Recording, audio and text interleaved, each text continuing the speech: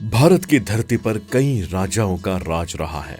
कुछ शांति प्रिय थे तो किसी ने हिंसा का मार्ग अपनाया, खुलेआम कत्लेआम किए, लोगों में अपना डर बैठाया और उन्हें पीड़ित किया।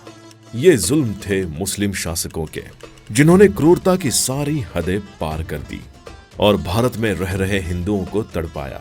सालों साल चले इस अत्याचार में एक नहीं, दो नहीं, बल्कि अनेक मुस्लिम राजाओं का नाम शामिल है। और आज के इस वीडियो में हम आपको उनके इसी अत्याचार की कहानी बयां करने जा रहे हैं। तो आइए आप और मैं मिलकर शुरू करते हैं हमारी आज की इस वीडियो को। इतिहास के पन्नों को पलटने से पहले हम भारत की उस विरासत के बारे में बात कर लेते हैं, जिसके बारे में आज भी कुछ लोग सवाल उठाते हैं। कुछ लोगों का मानना है कि रामायण और महाभारत जैसी कथाएं भी मध्यकालीन इतिहास की तरह ही हैं।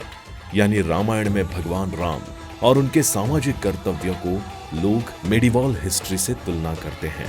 वहीं महाभारत में लड़े गए युद्ध को मध्यकालीन मुस्लिम राजाओं द्वारा लड़े गए युद्ध के जैसा बताया गया है।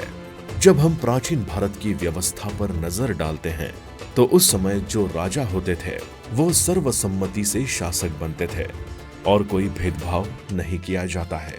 दंड सभी के लिए समान थे, चाहे वो राज परिवार से हो या प्रजा हो, सभी के लिए समान रूप से कानून बने थे। वहीं भगवान राम ने सत्य का रूप धारण कर असत्य को यानी रावण का वध किया था। उसी प्रकार जब कौरवों ने द्रौपदी का चीरहरण किया तो उनके क्रूर कृत्यों को मिटाने के लिए पांडवों ने उनका संहार किया। भारत के राजा प्राचीन काल से शस्त्र और शास्त्र दोनों का पालन करते आए हैं और यहाँ पर धार्मिक नियमों के अनुसार ज्यादातर कार्य किए जाते हैं। भारत दुनिया भर में एक शांति प्रिय और पारंपरिक देश कहा जाता है, लेकिन जब गजनी का शासक महमूद गजनबी ने भारत पर आक्रमण किया और गुजरात के सोमनाथ मंदिर को लूटा और हजारों लोगों का कत्ल किया, तब भी यहाँ के लोग सिर्फ शांत रहे और अपने धार्मिक ग्रंथ में लीन रहे। उन्होंने किसी भी प्रकार से महमूद गजनबी के खिलाफ हिंसा नहीं की। वहीं जब खिलजी शासक ने बिहार के नालंदा विश्वविद्यालय को तहस नहस किया, तब भी यहाँ के लोगों ने किसी प्रकार की हिंसा नहीं की। यहाँ मौजूद हजारों ग्रंथ आग में दफन हो गए, जिसकी भरपाई नहीं की जा सकती है। भारत में फिर आते हैं अरब और फारस की खाड़ी के शासक, जिनके आने वाले ये शासक सिर्फ इस देश को लूटते थे और यहाँ की विरासत को मिटाते थे, क्योंकि वो इस्लाम को सर्वोच्च समझते थे। जब तुर्क शासक बाबर इस देश की गद्दी पर बैठा तो उसने भी यहाँ पर काफी अत्याचार किया, लेकिन वो कुछ साल में ही इस देश से चला गया। इसके बाद उसका पुत्र हुमायूं ज्यादा योग्य साबित नहीं हुआ, जिसका परिणाम ये हुआ कि उसे भारत से भागकर वापस जाना पड़ा। इसके बाद जब हुमायूं के पुत्र अकबर ने भारत के शासन को अपने हाथों में लिया तो उसके शासन में कुछ हद तक क्रूरता की कमी आई। उसे उदारवादी शासक कहा जाता था, क्योंकि इसने अपने दरबार में हिंदू लोगों को ऊंचे पदों पर बैठाया। लेकिन अकबर के बारे में ऐसा कहा जाता था कि इसने भारत को एक मुस्लिम देश बनाने का सोचा था और इसके लिए अकबर ने दीन ए इलाही धर्म नाम समिति बनाई, लेकिन वो इसमें सफल नहीं हुआ। आपको बता दें, कवि तुलसीदास को अकबर के समकालीन माना जाता है और इन्हें भी अकबर ने धर्म बदलने के लिए कहा था, लेकिन उन्होंने मना कर दिया। कई विद्वानों ने कवि तुलसीदास के बारे में कहा है कि तुलसीदास दुनिया के महान कवि हैं। कई राजाओं और लोगों ने अकबर की अधीनता नहीं एक्सेप्ट की और जंगल में रहे और वहीं पर जिंदगी बिताई। इसमें महाराणा प्रताप का नाम आता है। अकबर ने स्त्रियों पर भी बुरी नजर डाली और उन्हें अपने हरम यानी निवास में रहने का फरमान सुनाया, लेकिन रानी दुर्गावती जैसी वीरांगना ने इन्हें इसका जवाब दिया और अपने जीवन के अंत तक मुस्लिम शासक को शरीर स्पर्श नहीं करने दिया। इसके बाद जब अकबर के पुत्र जहांगीर ने इस देश पर शासन करना शुरू किया तो उसने फिर से बाबर की ही तरह अत्याचार करने शुरू कर दिए। जो कसर अकबर ने छोड़ रखी थी उसने उसे पूरा कर दिया। इतिहास के अनुसार कहा जाता है कि जहांगीर ने गुरु अर्जुन देव को कठोर यातनाएं इसलिए दी क्योंकि उन्होंने इस्लाम धर्म को मानने से इनकार कर दिया था। इसके साथ गुरु अर्जुन देव के कई शिष्य ने इस्लाम धर्म को धारण करने से मना कर दिया। मेडिवल हिस्ट्री का दौर इस्लाम शासकों के लिए जाना जाता है। और इस दौर में विदेश से आने वाले शासकों ने इस देश का बंटाधार किया और लाखों लोगों का कत्ल करके कई शहर उजाड़ दिए और इसे लूट कर ले गए। उन्होंने साथ ही यहाँ के लोगों का जबरन धर्म परिवर्तन कराया और इस्लाम धर्म को इस देश पर थोपने की कोशिश की।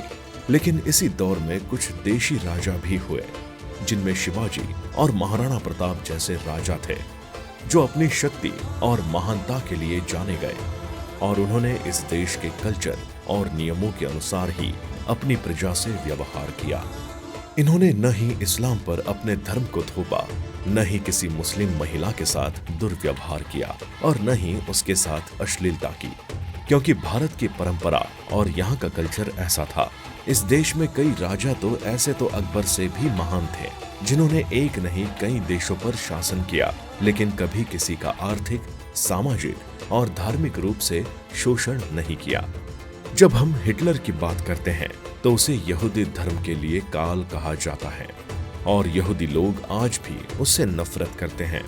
उसी तरह भारत के लोग भी मुस्लिम शासकों से नफरत करते हैं, क्योंकि उन्होंने इस देश को ही नहीं लूटा, इस देश की संपदा के साथ लोगों का शोषण किया, उन्हें मौत के घाट उतारा, लाखों बेगुनाह मारे गए। इस तरह शाहजहां के पुत्र औरंगजेब के बारे में कहा जाता है कि वो इतना ज्यादा क्रूर था कि अपने सगे भाई की हत्या कर दी और कई परिवार के लोगों को मौत के घाट उतार दिया। उसे सन की शासक कहा जाता है, क्योंकि उसने संगीत साहित्य गानों पर रोक लगा दी। उसे इतिहास का महान शासक कहना यानी भारतीयों का अपमान करने जैसा ही है।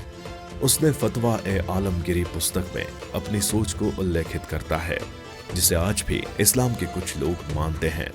ये इतना क्रूर शासक था कि इसने करीब एक अनुमान के मुताबिक 45 लाख लोगों को मार डाला और इसके साथ ही करोड़ों लोगों का धर्म परिवर्तन किया। इसकी क्रूरता की हदें तो इस कदर थी कि इसने इस्लाम धर्म को न मानने वालों को जबरन या तो इस्लाम धर्म कबूल करवाया या फिर उन्हें मार डाला। आप जानकर हैरान रह जाएंगे कि सिखों के गुरु तेग बहादुर को इसलिए मरवा डाला क्योंकि उन्होंने इस्लाम को स्वीकार नहीं किया था।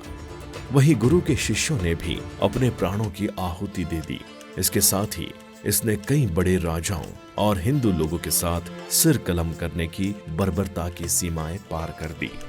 जहां भारत पर मुस्लिम शासकों के धर्म परिवर्तन और लूटपाट का दौर चल रहा था, वहीं उसी दौर में देशी राजा, जिसमें सिख मराठा राजपूत परिवार के शासक इनसे लोहा ले रहे थे और अपने देश की आन बान शान को बनाए रखने का प्रयास कर रहे थे। गुरु तेग बहादुर ने सिखों को ही एकजुट नहीं किया, पूरे हिंदू धर्म के लोगों को एक होने का साहस बंधाया। इसमें गुरु गोविंद सिंह ने भी इन मुस्लिम शासकों का जमकर लोहा लिया। इस तरह कहा जा सकता है, इस देश को जिस तरह विदेशी मुस्लिम शासकों ने बर्बरता करने का जिम्मा उठाया था, वहीं इस देश के वीरों ने इस देश को बचाने की पूरी कोशिश की। वैसे दोस्तों, आप इस बारे में क्या राय रखते हैं, हमें कमेंट करके जरूर बताएं और हमारी वीडियो को लाइक शेयर कर चैनल को सब्सक्राइब करना न भूलें, जिससे आपको इस तरह की जानकारी मिलती रहे।